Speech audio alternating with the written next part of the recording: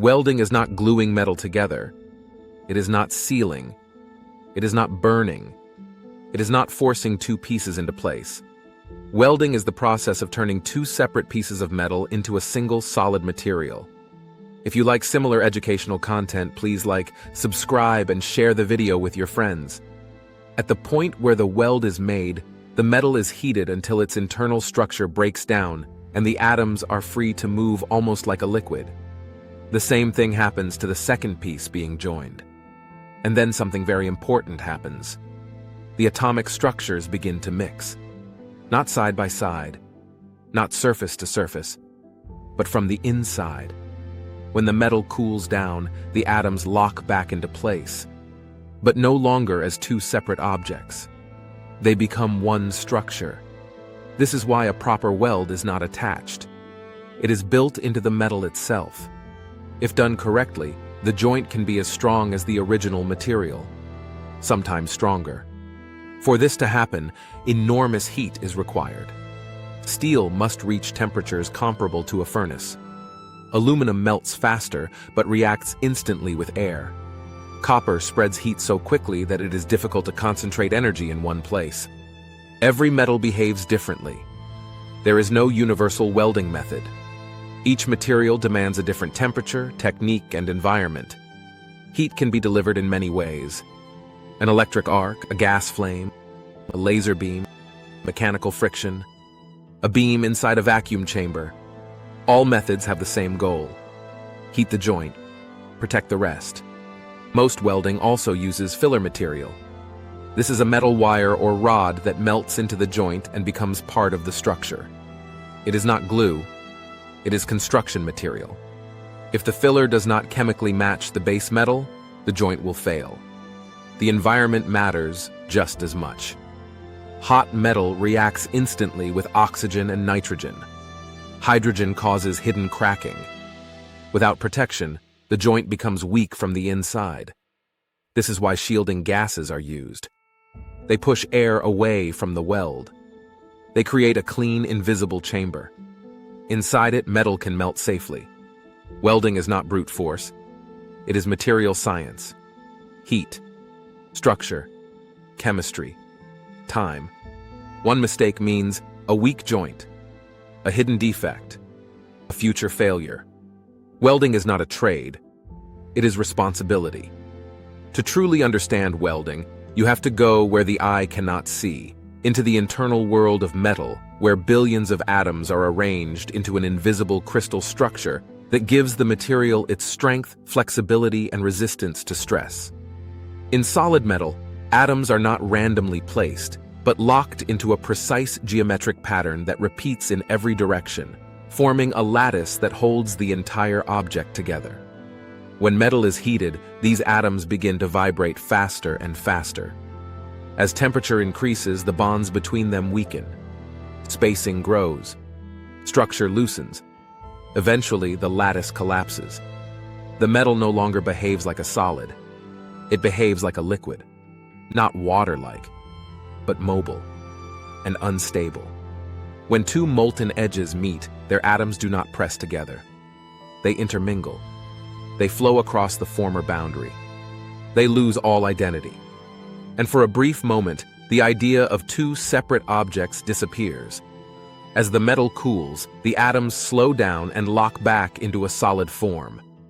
But the structure that forms is new. It is not the old pattern restored. It is a rebuilt lattice, shared by both pieces, unified. Cooling is not gentle. Metal contracts as it solidifies, but not evenly. Some parts harden before others. This creates internal tension. If the stress is too great, cracks form, not on the surface, but inside. Around every weld lies a hidden danger zone. This is called the heat-affected zone. It is the region that did not melt, but still experienced dangerous temperatures. Its structure is altered, sometimes hardened, sometimes weakened, often both. Fast cooling produces metal that is hard but fragile. Slow cooling produces metal that is soft but weak. Controlling this balance is the key to welding. That is why some metals must be preheated, and others must be slowly cooled in insulation or ovens. At the atomic scale, welding is destruction followed by reconstruction. It is not attachment. It is rebirth.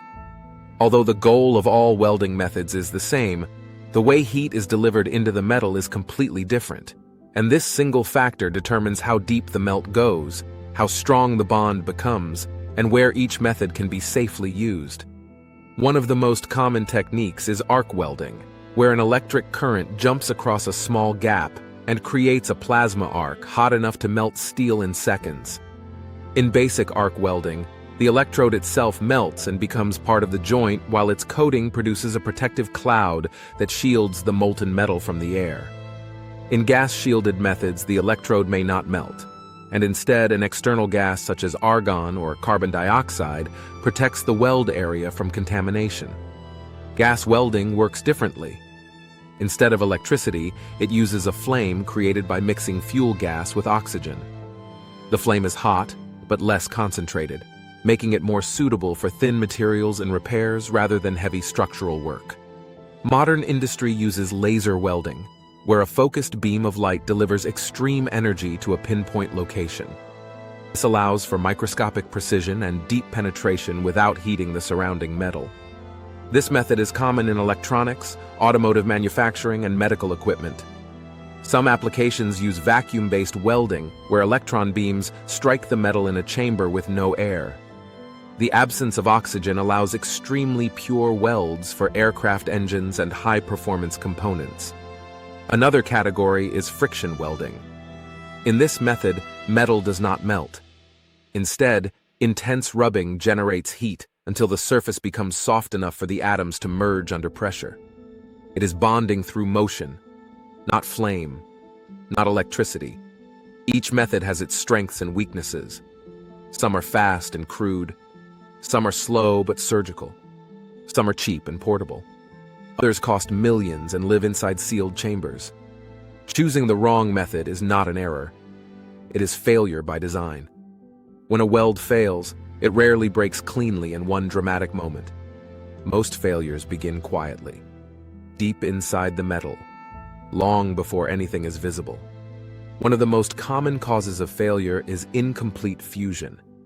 This happens when the filler material melts, but the base metal does not. The weld looks solid. It is not.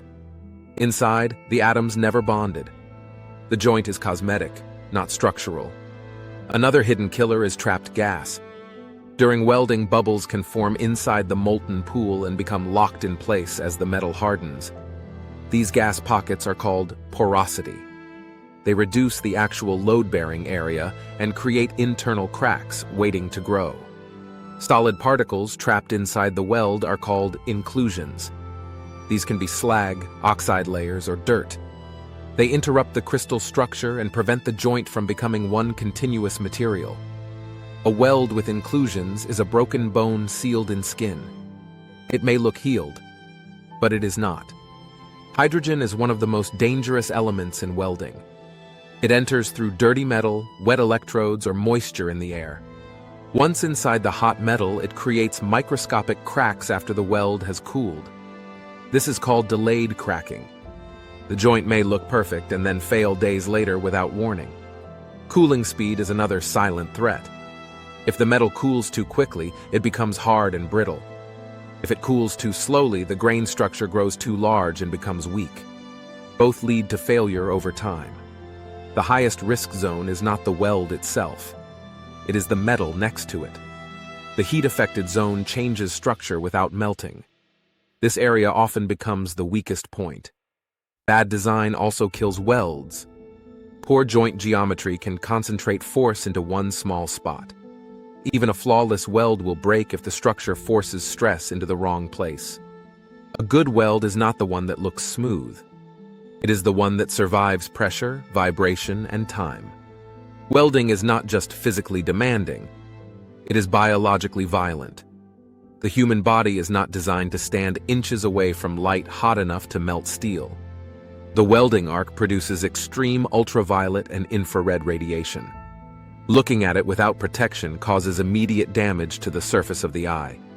This condition is sometimes called arc eye.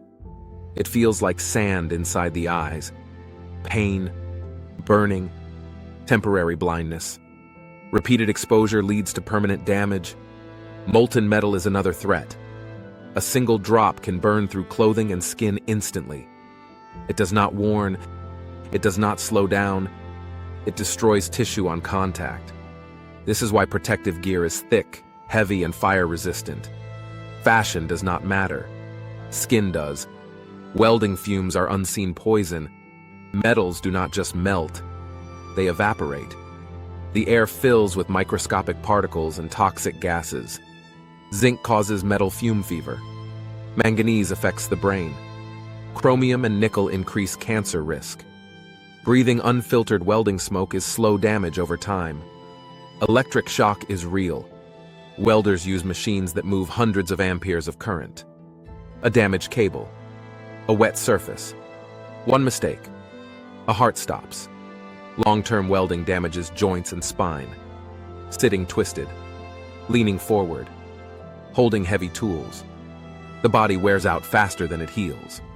Protective equipment is not optional.